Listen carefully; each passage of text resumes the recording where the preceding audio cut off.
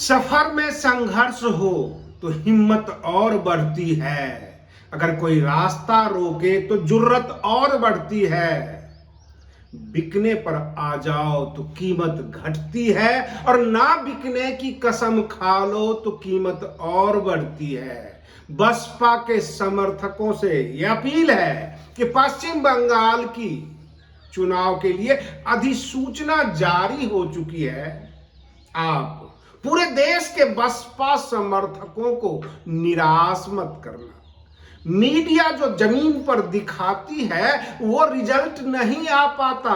जो हम बताते हैं वो रिजल्ट नहीं आ पाता। इसमें आपकी कमजोरी है क्योंकि आप कुर्सी से चिपके हुए रहते हैं। मैं आरडी भारती और आप देख रहे हैं बिहारी सुल्तान। 5 राज्यों की विधानसभा चुनाव की अधिसूचना जारी हो चुकी है। अगर आप हमारे चैनल पर नए हैं तो चैनल को सब्सक्राइब कर लीजिए। वीडियो अच्छा लगे तो इसे लाइक कर दीजिए, शेयर कर दीजिए, ताकि बाकी जितने भी लोग हैं पूरे देश के, पूरे भारत के बहुजन समाज के लोग इस वीडियो को देख सकें। क्योंकि पश्चिम बंगाल के अंदर जो नमो शूद्रों की स्थिति है, राजवंशी, जेल, मल्लाह, SC ST class, OBC, minorities, सबकी स्थिति बद से बदतर है। क्या आप उनके स्थिति में सुधार करेंगे? क्या अच्छी संख्या में आपके विधायक आएंगे? ये अपील है बसपा के समर्थकों से और बसपा के समर्थक के द्वारा कुर्सीधारी बसपा नेताओं के लिए। लालजी मेधांकर पश्चिम बंगाल के प्रभारी हैं। जयप्रकाश सिंह काफी दिनों से एरिया चोटियां लगा दी थी कि बसपा का कमान मिले, बसपा में कोई जगह मिले, और वो उड़ीसा और पश्चिम बंगाल के प्रभारी हैं। सवाल ये उठता है कोई करिश्मा होगा पश्चिम बंगाल में, क्योंकि पश्चिम बंगाल में पिछले 15 साल से ममता दीदी का शासन है और वह शुद्ध रूप से क्लास 1 ब्राह्मणी है।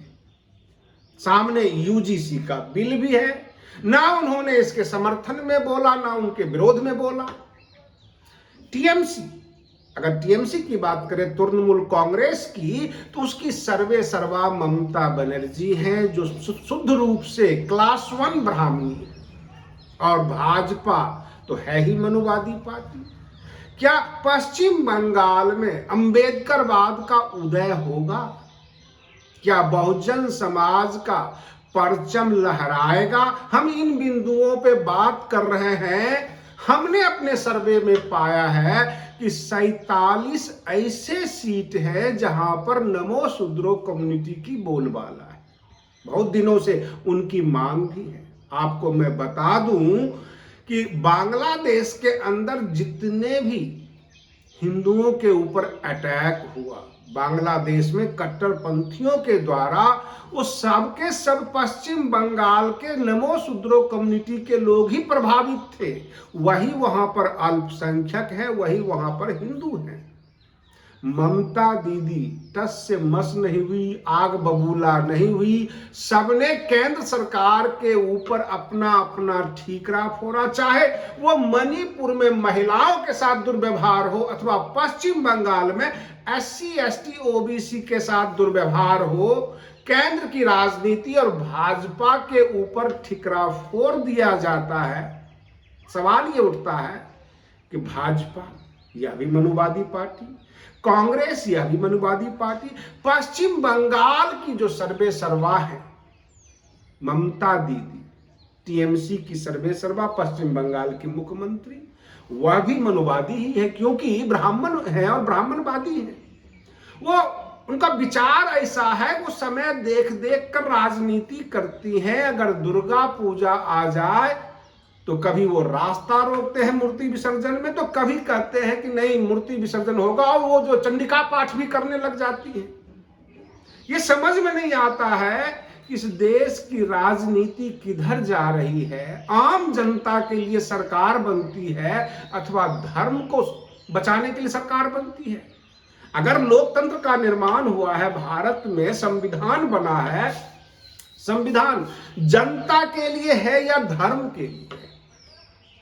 पूरे देश में गैस का हाहाकार है, पेट्रोल महंगे होते जा रहे हैं। पश्चिम बंगाल में इसका क्या रिजल्ट होगा? हो सकता है कि भाजपा ने ये मूड बना लिया हो, तो हम तो पश्चिम बंगाल में हारेंगे।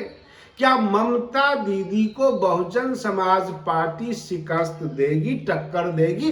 क्योंकि जो स्थिति पश्चिम बंगाल में बहुजन समाज पार्टी की है, कमोबेश वही स्थिति जो है कांग्रेस की भी है और सीपीएम की है। सीपीएम की सरकार रही 25-30 साल और कहा जाता है, वहां की आम जनता बताती है कि जो सीपीएम की सरकार रही थी वो गुंडागर्द लोगों की सरकार रही थी, गुंडों की सरकार थी।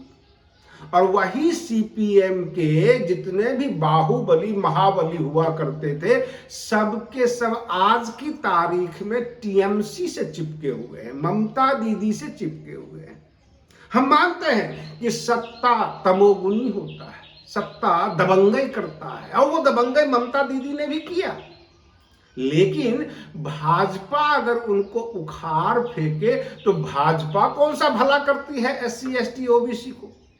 सवाल यहां ये बनता है। इसलिए बसपा को मजबूत होना जरूरी है, और ये सबका सब जिम्मेदारी जो मैं लालजी मेधांकर जो बसपा के प्रभारी हैं पश्चिम बंगाल के, और जयप्रकाश सिंह के मेहनत पे डाल दूंगा, क्योंकि चुनाव भर मीडिया वाले हम लोग दौड़ लगाएंगे, भूखे प्यासे आम जनता के पीछे भागते हैं, जगह जगह से बाइट लेते हैं। पता ये लगता है कि बसपा के कैंडिडेट निकल रहे हैं, हम आपको जो है ओपिनियन पोल दे देंगे, एग्जिट पोल दे देंगे कि 50 सीट आ रही है, 50 सीट पर हमने मेहनत किया, दौड़ लगाया, और पता लगता है एक भी सीट नहीं आई, एक सीट आई। तो कसूर किसका?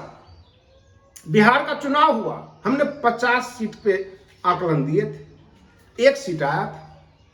प्रश्न ये उठता है कि बहुजन समाज पार्टी पूरे बिहार में 243 सीट पर कैंडिडेट ही नहीं दे पाई। हम मानते हैं कि उत्तर प्रदेश की सत्ता आपको चाहिए, आप मेहनत कर रहे हैं, आपके कार्यकर्ता वहां पे काम कर रहे हैं। उत्तर प्रदेश के कार्यकर्ता जो बसपा के हैं वह भी आस लगाए हुए रहते हैं कि उत्तर प्रदेश से बाहर इस देश के अंदर कहां कहां हमारे समर्थक, हमारी पार्टी और क्या क्या रिजल्ट ला रही है।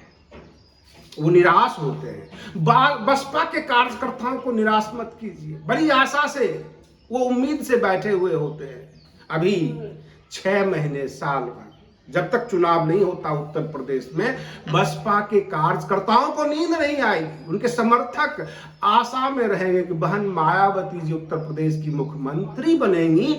और जब उस प्रकार का रिजल्ट नहीं आता है तो बड़ी निराशा होती है, ठेस लगती है। उन तमाम बसपा के कार्यकर्ताओं के दर्द को मैं समझता हूं, क्योंकि मैं मिलने जाता हूं, उनसे बात करता हूं। जब ये पता लगता है कि बिहारी सुल्तान चैनल के वरिष्ठ पत्रकार आरडी भारती ने कहा है 50 सीट, तो लोग कम से कम आकलन कर लेते हैं कि 10 सीट 20 सीट ऊपर नीचे कर लो और इतना आएगा।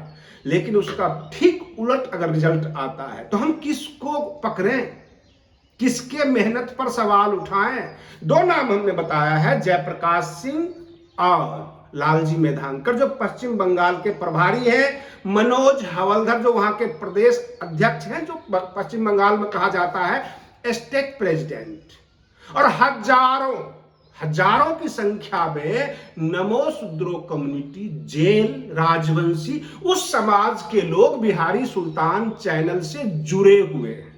सीधी बात करते हैं हमसे, वो सीधे कहते हैं हम बसपा के सपोर्टर हैं, समर्थक हैं, बसपा को जिताने के लिए जी जान लगा देंगे। फिर ये हार क्यों होती है, इसका जवाब चाहिए। और आज से चुनाव की तारीख तक हम पश्चिम बंगाल का कवर करने वाले हैं, पल पल की रिपोर्ट देने वाले हैं। आज के लिए बस इतना ही। आप बने रहिए बिहारी सुल्तान चैनल पर। हम फिर मिलते हैं अगले वीडियो में, तब तक के लिए धन्यवाद।